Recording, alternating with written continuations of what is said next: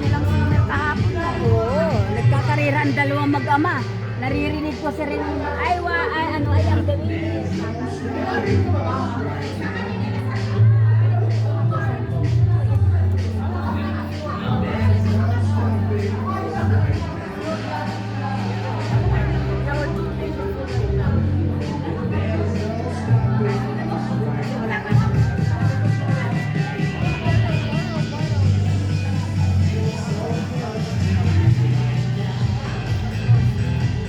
Julia, ano yung sayaw mo? Paano yung sayaw mo?